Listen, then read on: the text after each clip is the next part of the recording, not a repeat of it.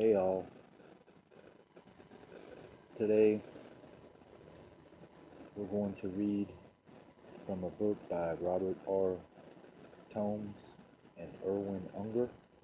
It's the second edition of American Issues, Volume 2, since 1865, a primary source reader in United States history.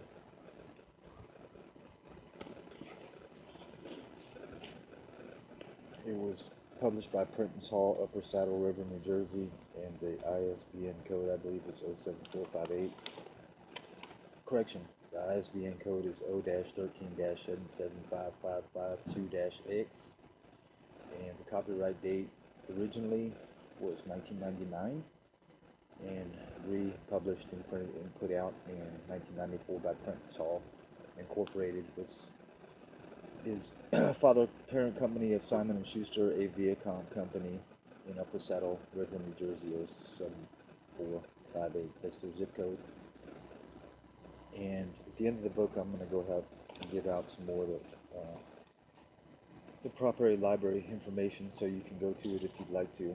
So the first chapter is brief contents and contents in the book, and I'm going to go ahead and read Volume 1, Chapter 1, The Settlement Enterprise.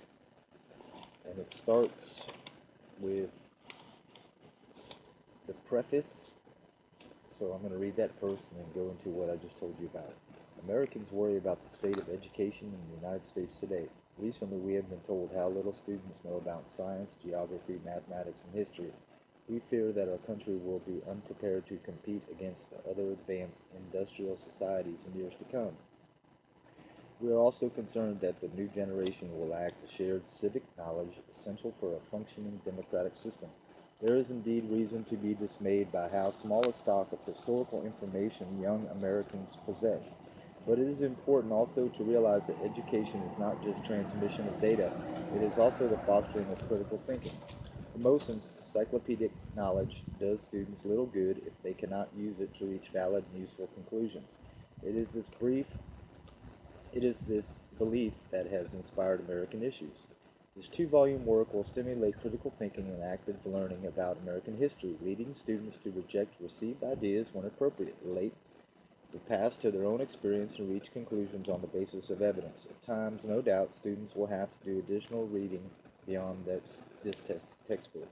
That, of course, is all to the good. American Issues is not a compendium of scholars' views. It is constructed out of primary documents, the raw material of history. In its pages, participants and contemporary observers express their opinions, make their observations, and reach their conclusions about events and issues of their own day that affected the nation and American society. The selections do not point in one direction on any given issue. On the contrary, they were chosen to raise questions and force the student to confront disparity, complexity, and apparent contradiction. American Issues avoids giving students the simple bottom line. Rather, it compels them to grapple with the same ambiguous raw materials that historians process to reach their conclusions. To further their engagement process, each selection asks specific questions of the student. The approach resembles that of the 1950 Japanese movie Rashomon, in which an event was depicted from the perspectives of several participants, and viewers were expected to reach their own conclusion. That approach, we believe, is an incomparable way to enlighten students about the rich complexity and fullness of historical reality. We would like to acknowledge the following reviewers of this text: Stephen H. Coe, Eastern Kentucky University; Samuel Crompton, Holyoke Community College; Anthony O. Edmonds, Ball State University; John A. Hall, Albion College; Edward L. Shapsmeyer, Illinois State University; Rebecca S. Shoemaker, Indiana State University; and Donald G. Sofchak, Mankato State University. The selections in Volume 1 and 2 range widely in subject matter across the American past. Besides the key political questions, they deal with the social, cultural, economic, and general problems that our predecessors faced. American Issues is guided by the sense that America has also been a heterogeneous society whose inhabitants led their lives in many ways. Yet it does not abandon the view that all of our forebears were also part of this same American experience and shared many concerns of their era. What can we expect from conscientious use of American issues? No single text can turn a passive human sponge into an active seeker and thinker, but American issues can, we believe, engage college students' natural curiosity and tendency to differ and encourage the habit of critical appraisal. Instructors and students alike will find American issues a stimulating and challenging reintroduction to informed and discriminating thinking about the American past. Erwin Unger and Robert R. Tomes. American Issues. Chapter 1. Reconstruction. In April 1865, the nation faced colossal problems of readjustment and repair. The South was a devastated region, its railroads, its banking system, and many of its towns and cities reduced to ruins. The human cost in the former Confederacy had been enormous. Thousands of young Southern men had died or been maimed. Most difficult of all, in some ways, 4 million former slaves have been wrenched from their accustomed place within the South's social and labor systems and left without clear roles and firm rulings. The new circumstances also raised urgent constitutional problems for the nation as a whole. Having fought to leave the Union, the South was now out of constitutional alignment with the rest of the states. Should the North accept the logic of its own position that secession was illegal and simply allow the former Confederate states to return to full constitutional status without conditions, that response would go easy on the ex-rebels and at the same time allow the southern states a free hand in dealing with the newly freed men and women. Could white Southerners be trusted to be fair to the former slaves? Should erstwhile Confederates be allowed to resume their place in the Union without punishment for committing atrocities against Union prisoners, for violating federal oaths of office, for creating the mountain of dead and wounded the American people had suffered? For over a decade following Confederate defeat, the nation's politics would be roiled by the debate over how to manage the Reconstruction process. Americans would be deeply divided. Congress would battle the president, Southerners would battle Northerners, whites battle blacks, Democrats battle Republicans. On each issue there would often be a bewildering array of positions not easily categorized as pro or con. The documents below express a range of views on important Reconstruction problems. They do not exhaust the full spectrum of either opinions or issues on this complex event in our history. They are only a sample of how Americans thought. As you read the selections that follow, try to determine the gist of each argument, try to understand why particular individuals felt the way they did. 1-1. Harsh versus lenient victors, 1865. Besides being influenced by differing ideologies or philosophies, Northern leaders were swayed in their approaches to Reconstruction by differences of temperament and personality. Abraham Lincoln, a pragmatist and a compassionate man, was inclined to make the return of the Southern states to full constitutional equality a relatively easy process. In several states that had been occupied by Union forces before the final Confederate surrender, he was able to put his lenient policies in effect. The first selection below is an excerpt from Lincoln's last recorded address. Remarks he made from the White House balcony to a group of citizens who had come to serenade him just 4 days before his death by an assassin's bullet. Lincoln discusses the issues of the constitutional status of the seceded states, a legalistic issue that had important implications for policy. If it was held that the southern states had never actually left the Union, then they remained sovereign entities like the other states, and Washington had only limited powers over them. But if it was decided that they had left the Union and reverted to territorial status, as some believed, then Congress would constitutionally impose a wide range of conditions on them. What does Lincoln say about this issue? What is his overall tone?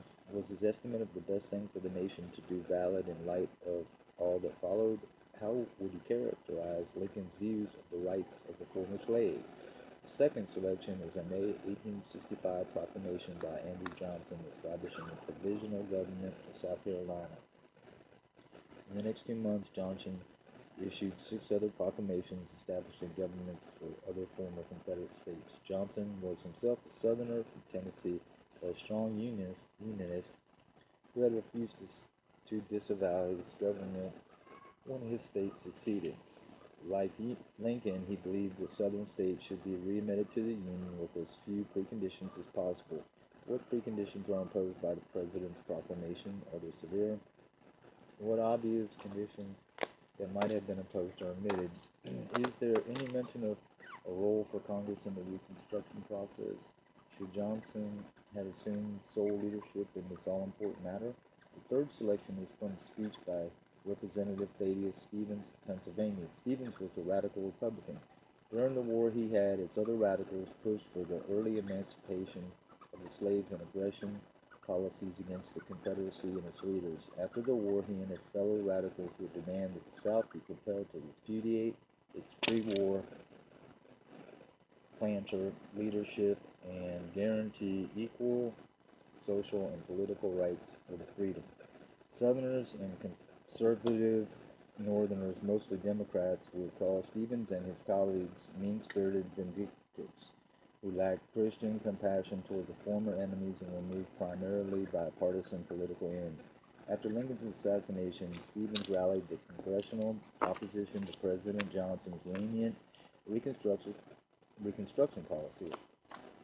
He and his supporters would seize from the president the management of the Reconstruction process. Ultimately, they would break completely with Johnson, and in 1868, the radical-controlled Congress would impeach the president, although not convict him for defying the will and the laws of Congress. From the excerpt below, would you say that Stevens deserves to be considered vindictive? Does his sympathies for the freed slaves seem sincere? Does he reference to perpetual ascendancy to the party of the Union seem like a blatant grab for power by Republicans? Putting yourself in Stevens' shoes, how can such a partisan position be justified?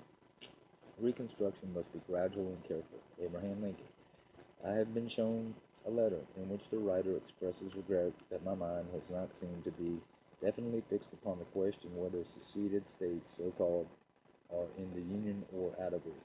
I would perhaps add astonishment to his regret were he to learn that since I have found professed Union men endeavoring to answer the question, I have purposely forebone any public expression upon it.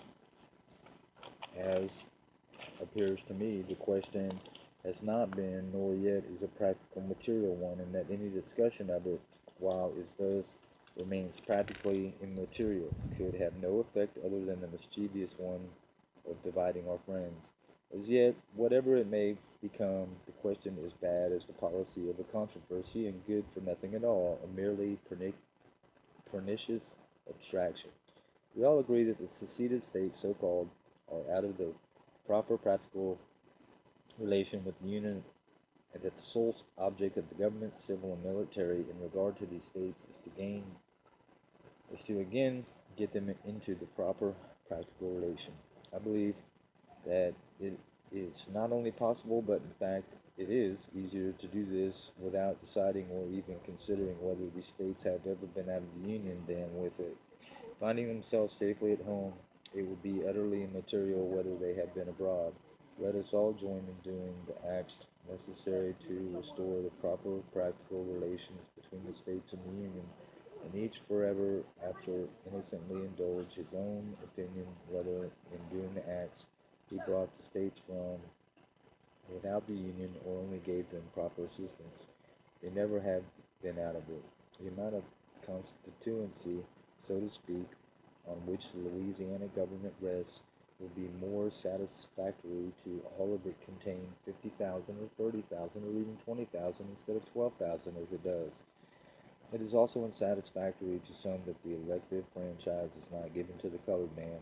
I would myself prefer that it were not conferred on this very intelligent and on those who serve our cause as soldiers. Still, the question is not whether the Louisiana government as it stands is quite all that is desirable.